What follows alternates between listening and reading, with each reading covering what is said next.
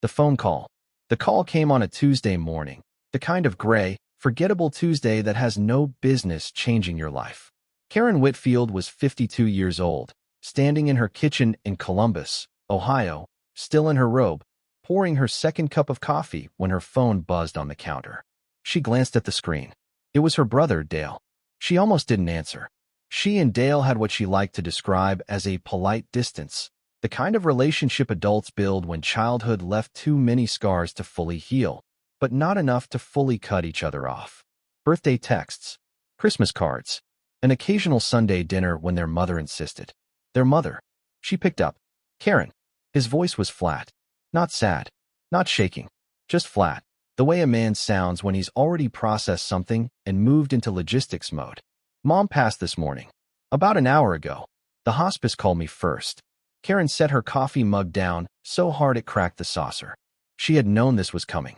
Their mother, Irene, had been in hospice for 3 weeks, battling the lung cancer that had quietly spread for 2 years before anyone caught it. Karen had driven down to see her 4 times. She had held her hand. She had sat through the long, uncomfortable silences that come when everything important has already been said or was too late to say. But knowing something is coming and hearing it confirmed are 2 entirely different things. Okay, Karen said. And then, because she didn't know what else to say, okay. The funeral home needs someone to come in Thursday, Dale said. And we need to talk about the will. There it was. Already. Not even an hour had passed, and Dale was already saying the word will. Can we talk about that later, Dale? She said softly. We can, he said. But you're going to want to hear what's in it before you see it with everyone else in the room. Karen froze. Before you see it with everyone else in the room. What did that mean? What Irene built. To understand what happened next, you have to understand what Irene Whitfield had built and what she had sacrificed to build it. Irene was the daughter of a coal miner from eastern Kentucky. She married Robert Whitfield at 19, moved with him to Columbus, and spent the next 40 years raising 2 children while Robert worked first at a factory and then as a supervisor at a small manufacturing plant. Robert died in 2009, a heart attack at 67, and left Irene with the house, a modest life insurance policy, and a quiet kind of loneliness that she filled with church, her garden, and her grandchildren. But Robert had also left her something else. An investment account, one he had opened in the late 90s during the dot-com boom and, miraculously, hadn't lost everything in. Over the years, Irene managed it carefully. She lived simply. She never remarried. She never took lavish vacations. She drove a 2011 Honda Civic until it had 190,000 miles on it. By the time she died, Irene Whitfield's estate was worth just over $840,000. Nobody in the family knew that number. Not Karen. Not Dale. Not Karen's daughter, Melissa, who visited Grandma Irene every Sunday and mowed her lawn in the summers. Not Dale's son, Trevor, who had borrowed money from Irene twice in the last 5 years. Money that, as far as Karen knew, had never been repaid. $840,000. Karen found out the number on Thursday morning, sitting across from Dale and a family attorney named Gerald Fitch in a wood-paneled conference room that smelled like old paper and carpet cleaner. Gerald Fitch slid a document across the table. Karen picked it up, expecting to see her name and Dale's name split evenly down the middle. That was the assumption she had carried for years without ever examining it. That, of course, Irene would divide things equally between her 2 children. What else would a mother do? She read the first page. Then she read it again. Then she looked up at Dale. He was looking at the window. The document. The will was dated 14 months earlier, 8 months before Irene's diagnosis. It had been witnessed, notarized, and filed with the county. It was completely legal and completely valid. It left the house to Karen and Dale jointly, to be sold and divided equally. It left the Honda Civic to Melissa, Karen's daughter, with a handwritten note attached that said, "For Melissa, because you always showed up." And it left the investment account, all $714,000 after the house and small bequests, entirely to Dale. Not split, not adjusted, not divided. All of it. To Dale. Karen sat very still for a long moment. The room felt like it was tilting slightly. She could hear the hum of the building's HVAC system. She could hear Gerald Fitch shuffle papers. She could hear Dale clear his throat. "I need you to understand," Dale said quietly, "that I didn't ask for this. I didn't know the number until this morning. You knew the structure, Karen said. Her voice was remarkably calm. She would be proud of that later. Dale didn't deny it. Mom talked to me about it. About a year ago. She said she wanted to explain her thinking. And you didn't tell me. She asked me not to. She asked you not to tell me that she was cutting me out of her estate. Karen, what was her thinking, Dale? Karen asked. I'd really like to know. Gerald Fitch quietly organized his folders and stared at the table. Dale exhaled. He was 55, 2 years older than Karen, and in that moment he looked like every year of it. She said you were stable, that you had a good job, a good life, that Mark's business was doing well.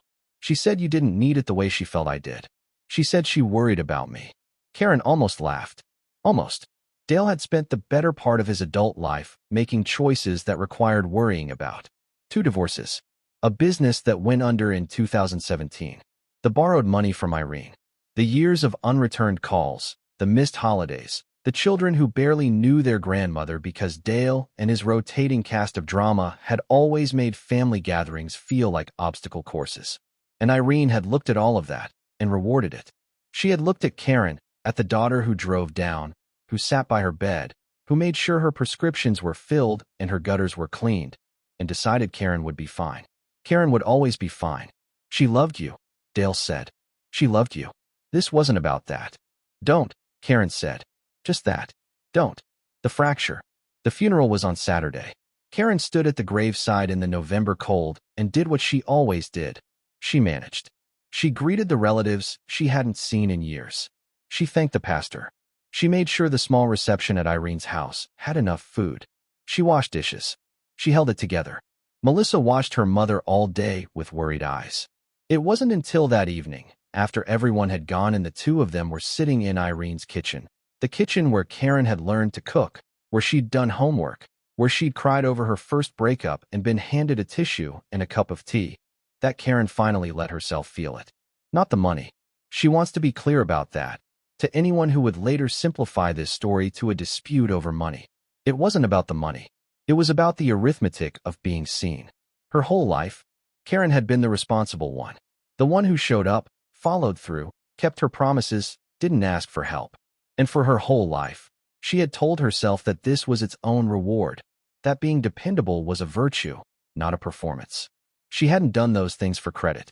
But somewhere deep and unexamined, she had believed.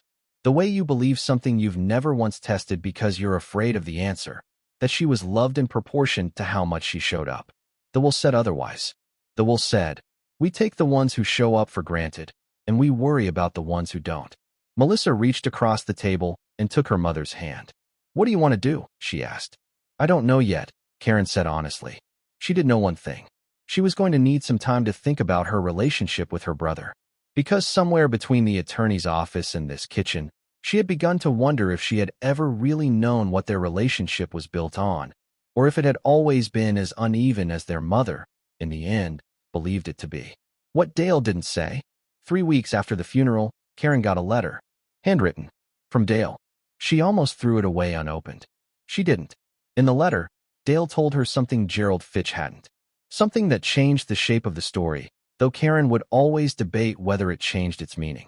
He told her that in the last year of Irene's life, before the diagnosis, before anyone knew how sick she was, Dale had nearly lost everything again. His second business, a landscaping company he'd built over 7 years, had been facing bankruptcy after a partner embezzled from the accounts. Dale had been too ashamed to tell the family. He had gone to Irene, late on a Sunday night, and sat in this very kitchen and told her he might lose his house. He had a daughter in college. He had nothing in savings. And Irene, who had built her small fortune through decades of invisible discipline, had made a decision. She had decided to make sure her son didn't drown. She had also, Dale wrote, made him promise not to tell Karen. I think she knew how it would look, he wrote. I think she was ashamed, not of me, but of feeling like she had to choose. And I think she told herself that you would understand eventually, even if you never knew the reason. That's who she thought you were. Someone who would be okay. Karen read the letter twice. Then she set it on the kitchen table, her kitchen table, in her own house, not her mother's, and she sat with it for a long time. Here is the thing about betrayal that people don't tell you. It is rarely simple. The people who hurt you are rarely monsters. They are usually just people, frightened, flawed, doing the math wrong under pressure and calling it love. Irene had loved her. Dale hadn't manipulated her. The whole situation was just a family making quiet, private decisions that intersected in ways none of them fully understood until a woman was in the ground and a document was on a table. That didn't make it hurt less, but it made it human. Where they are now. It has been 2 years since Irene Whitfield was buried on a cold November morning in Columbus, Ohio. Karen did not contest the will. Her attorney told her she had some standing to explore an undue influence claim, given Dale's prior knowledge. She thought about it for 3 weeks. In the end, she decided she didn't want to spend years in a courtroom fighting over her mother's intentions. She decided she'd rather spend that energy somewhere else. She and Dale sold the house in February. The split from the sale was just over $180,000 each. Karen put hers in an account she rarely looks at. She and Dale talk occasionally. Not often. Not the way siblings probably should. There is a new distance between them now, different from the old one. The old distance was polite and mutual, and neither of them examined it too closely. The new distance is the kind you build with intention, with eyes open, knowing exactly what you're stepping back from and why. She does not hate him. She is honest enough with herself to admit there are days when she comes close. But hate requires a kind of energy she has decided she won't spend on this. Melissa got the Honda Civic. She drives it still, even though at 190,000 miles it probably shouldn't be trusted on highways. She says she'll drive it until it dies. Karen thinks her mother would have loved that. And sometimes, on a Tuesday morning, the gray, forgettable kind that has no business changing your life. Karen pours her coffee and thinks about her mother. About the woman who built something out of nothing, who lived quietly and carefully and loved imperfectly, the way everyone does. She thinks about the note on the will. For Melissa, because you always showed up. She used to wonder why her mother hadn't written something like that for her. Why there was no note. No acknowledgement. Lately, she has started to think she understands.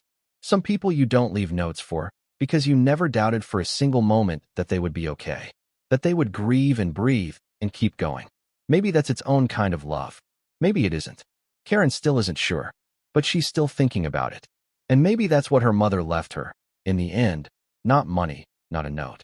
Just a question worth sitting with for the rest of her life. If this story made you feel something, if you've ever been the one who always showed up, or if you've ever looked at a family and wondered what's really underneath the surface, drop a comment below. We read every single one. And if you know someone who needs to hear this story today, share it with them.